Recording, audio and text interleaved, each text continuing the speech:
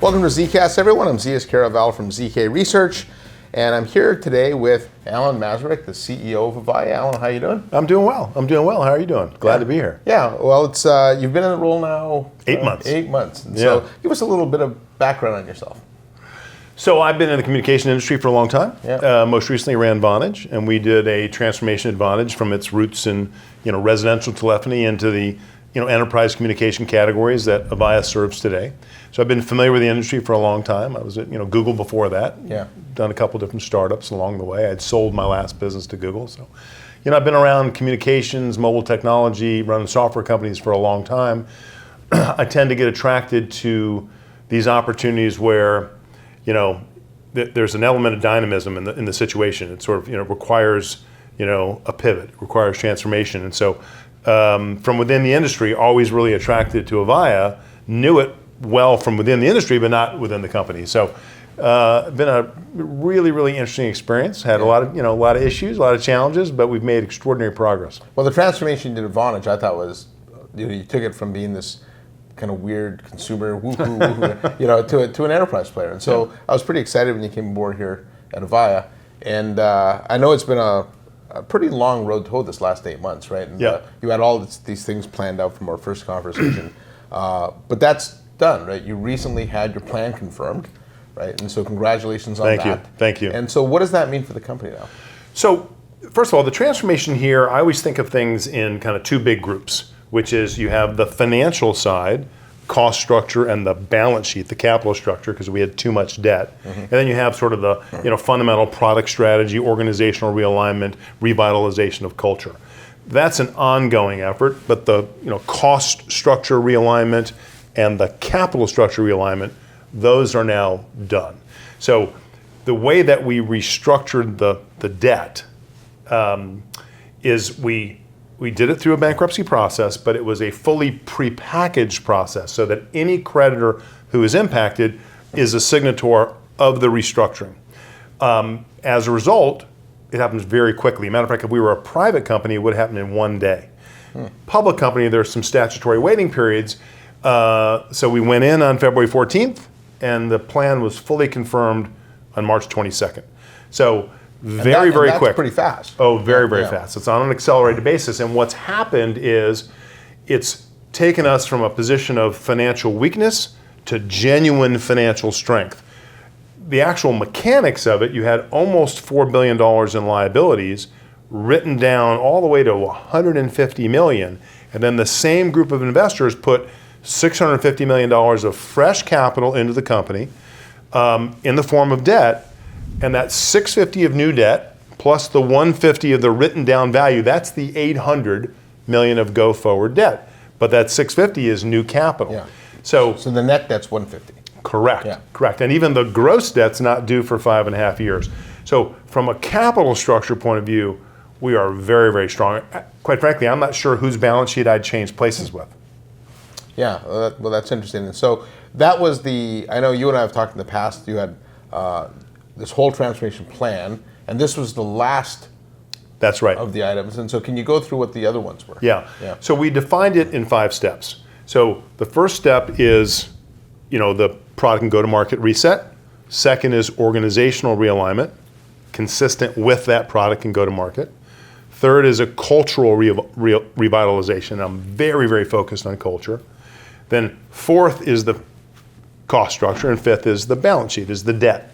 So the first 3, they're ongoing. You're always in midst of executing around making your product better, your go-to-market better, aligning your organization, and making your culture as vital as possible. That's ongoing. But those steps 4 and 5, cost and capital structure, they have a beginning and end. And so what you found on March 22nd is the end. Now we have this financial strength from a capital structure. What's really interesting is what's the opportunity of the company on the first 3. And that's what, candidly, that was the thesis that I saw when it came in.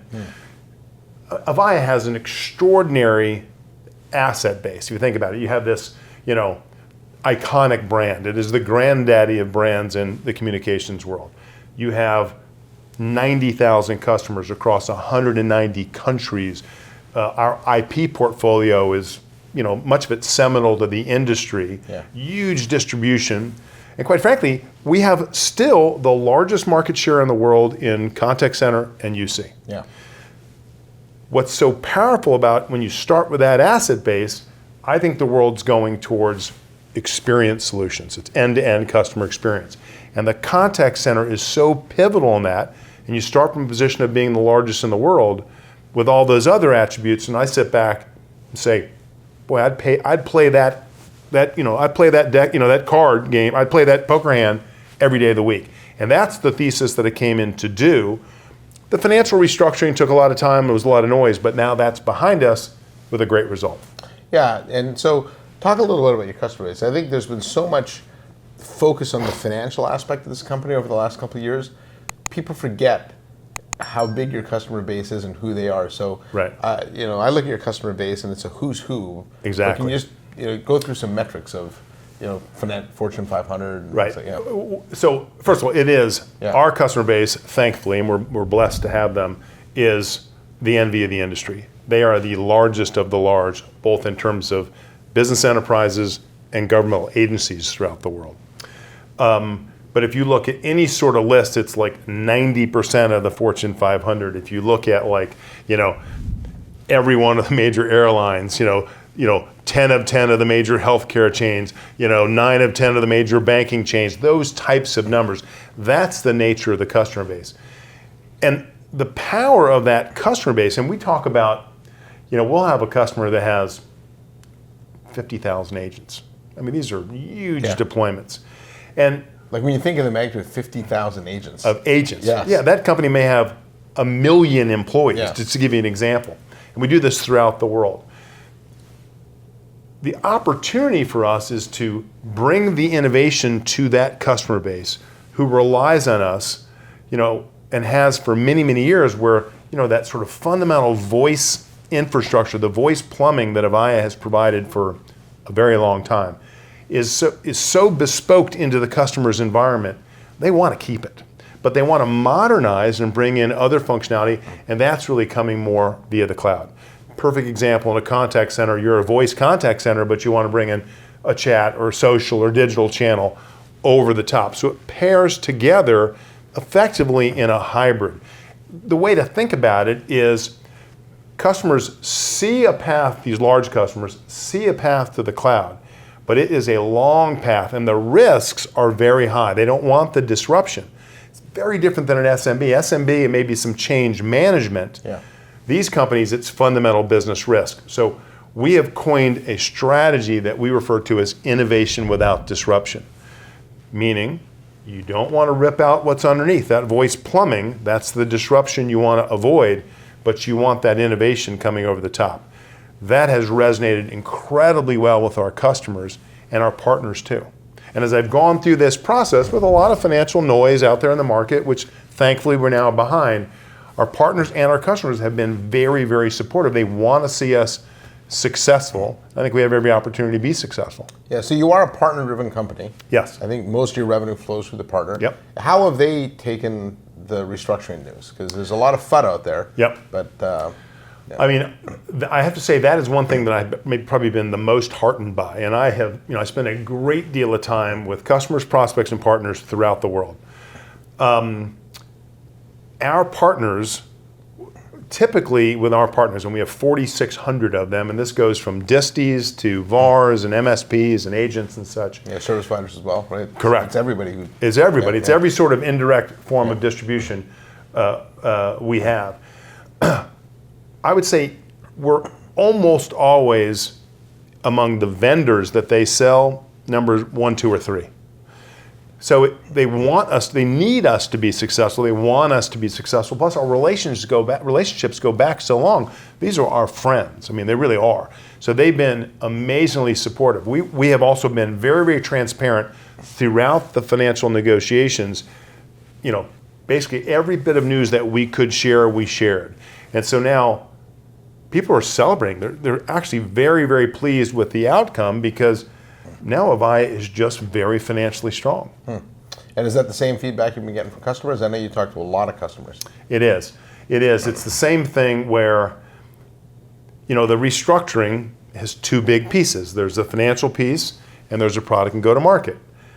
All the customers right now see it very clearly, like, check, you got that part done on the financial restructuring. We're very pleased about that because we were worried. Yeah.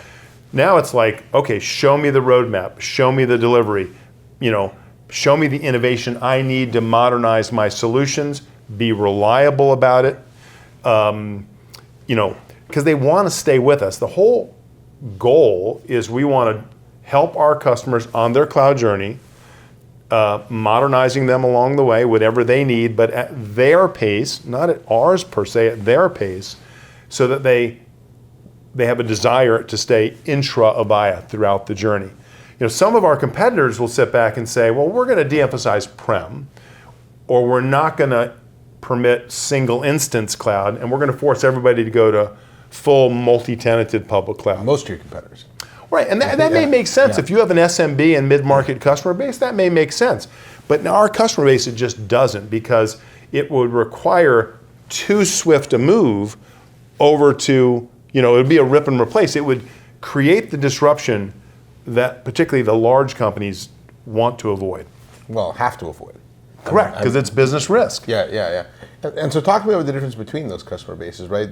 When you read in the media all about, UCaaS, CCaaS, one could believe that the entire industry is moving that way. But when I look at other industries, if I think of CRM, right? Mm-hmm. Salesforce had to build a private cloud stack. You look at cloud computing, AWS rolled out their own private cloud stack, Azure did. And in fact, I remember when I was at the reInvent when AWS did, and in the analyst Q&A with Andy Jassy asked him, why'd you roll this out? He goes, because our customer wanted it. The large enterprise customers wanted that. So, that's exactly right. How big a rush, when you think of those large customers, what is their mentality when it comes to cloud? There is a desire to move to cloud, but it's not one cloud fits all, to your point. So in many, many instances, it's going to a single instance.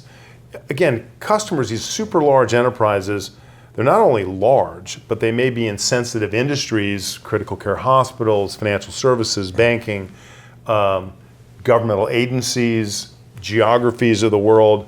They're not moving to a right-to-use license delivered via a cloud that they can't control.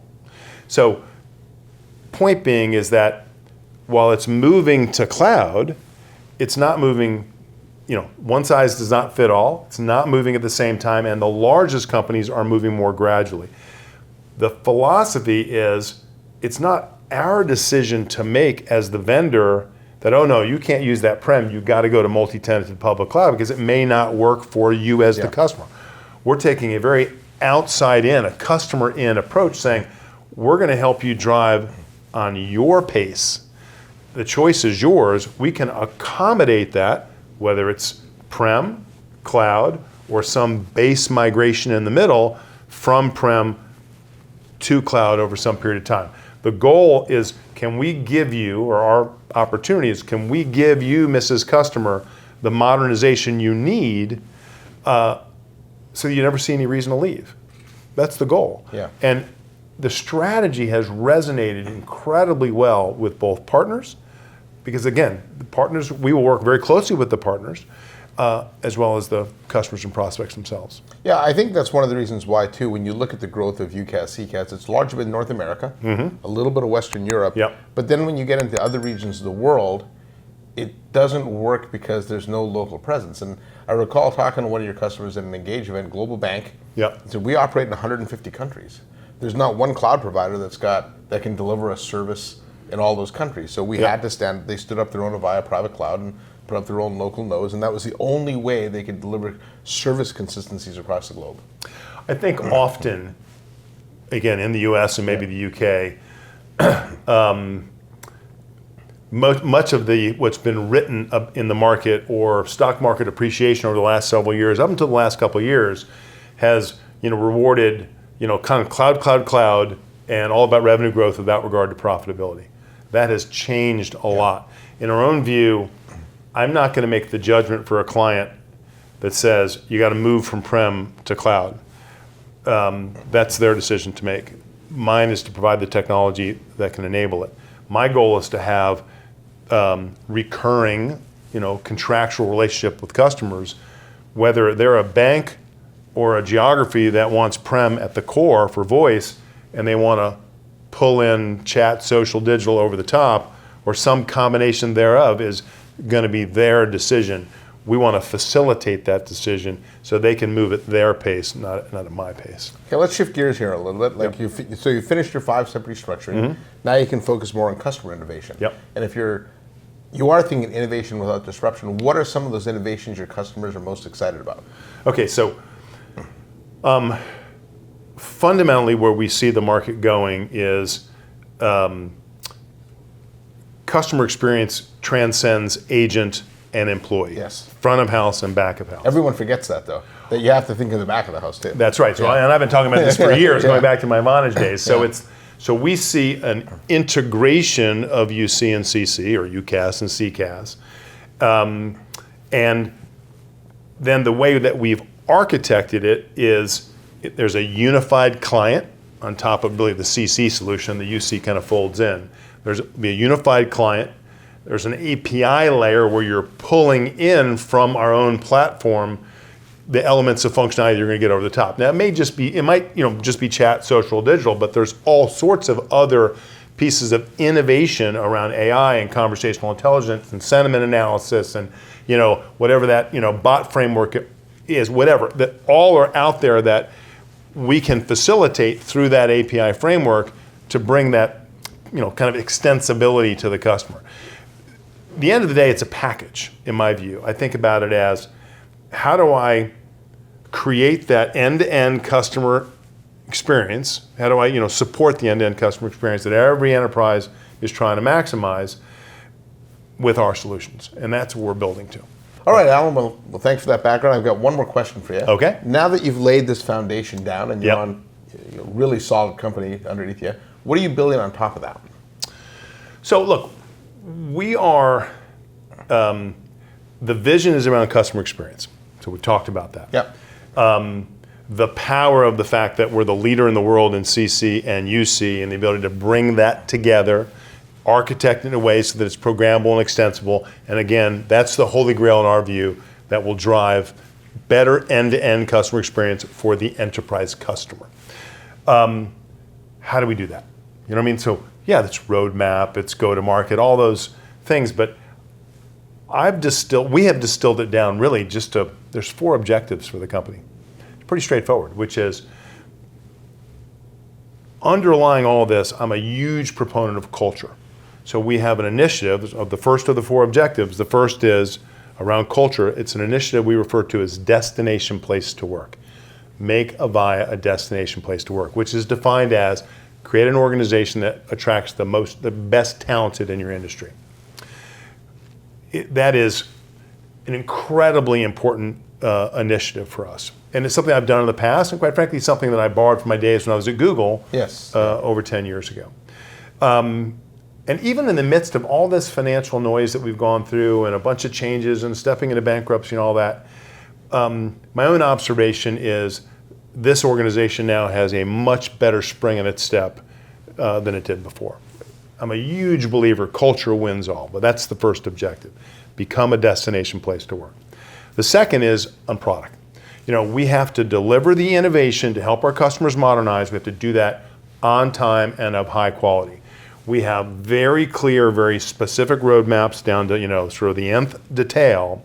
And with the product roadmap is also the notion about being transparent and reliable. So we've been very clear about setting our North Star development-wise on the experience platform, and we've also rationalized things in our product portfolio that we're no longer going to do. We did that so that our engineering group, which is 1,800 strong, so we have a large engineering group, now they can focus on fewer initiatives and then burn down roadmap more quickly. But we have to demonstrate reliability, which means, in my view, be transparent. So we started publishing our roadmaps in November, and then be reliable. So if I say I'm doing 10 features on the experience platform this quarter, by goodness, we're going to deliver 10 features. And when you do that successive quarters in a row, and now reliability converts into trust. So Very, very critical about deliver the product that we say that we're going to do of high quality and on time. Okay. The third objective is about customer delight. And that can be a trite term. Everyone says, I want to be a great customer service customer. Nobody comes in and says, I'm going to treat the customer bad. Exactly. Right? But I mean, I believe it so passionately that everything's about being outside in, customer in. And so how do you get to a place, and we have a good history of being a customer service company, but how do we take that, kind of put it on turbo boost? So one thing we're doing is we're investing heavily into voice of the customer, in terms of tracking NPS and our CSAT scores, investing in International Avaya Users Group, which is 18,000 users strong. It's a phenomenal, resource in order to sort of bring the voice of the customer in. And again, culturally within the organization, you only have a job because you're servicing the customers well. And so that is being sort of pushed through and sort of absorbed culturally throughout the organization. Finally, the fourth objective is to be accountable. And again, may sound trite again, but be accountable to one another, be accountable to our customers, and be accountable for our results. My own experience is if you do the first three well, the fourth takes care of itself. Yeah. So, the way, you and I have known each other for a long time, I'm always like, let's just simplify it. Let's just make it easy. It's just four objectives. That's what we're doing. And so, everything is distilled down to sort of as simple actions as we can make them, rally the whole organization behind that, and move forward. I mean, because you think about it at a high level.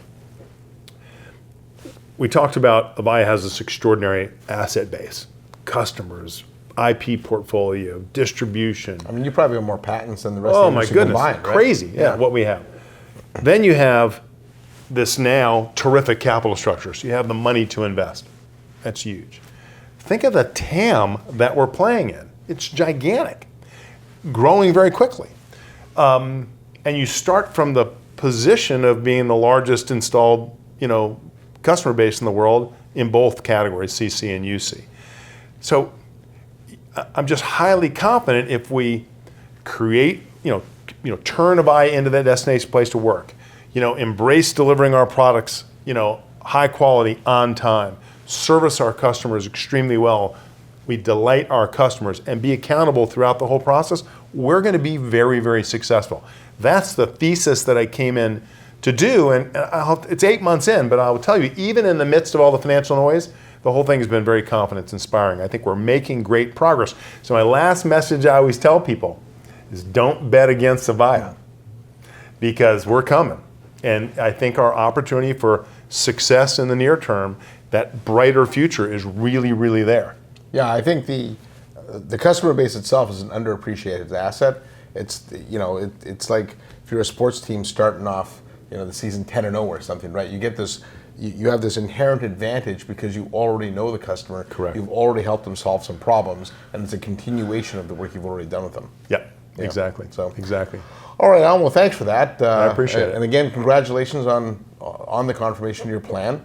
I'm looking forward to the Alan Masarek that was here the last 8 months was the restructuring CEO. now you get to be the building CEO. Exactly. I look forward to it. Well, thanks so much. Thank you very much. I appreciate it. And for you watching, thanks for joining us. On behalf of Alan, I'm ZKast saying don't forget to hit the subscribe button, and I'll see you next time on another ZKast.